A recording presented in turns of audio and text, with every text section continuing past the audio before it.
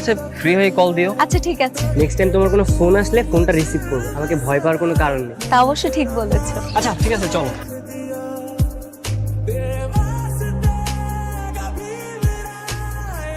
কি ব্যাপার, আমাকে বললো যে বাসায়, তাহলে কাজল এখন এই ছেলের সাথে কি করছে? কাজল আমার সাথে মিথ্যা কথা কেন বললো?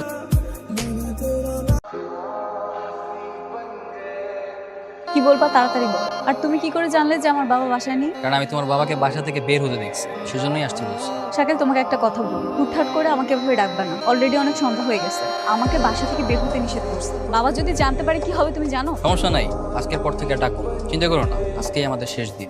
মানে আমি চিন্তা করে দেখলাম তোমার আর আমার সম্পর্ক ভবিষ্যতে খুব বেশি একটা এগোবে না। কারণ তুমি আর আমি সম্পূর্ণ দুজন আলাদা মানুষ, সম্পূর্ণ আলাদা।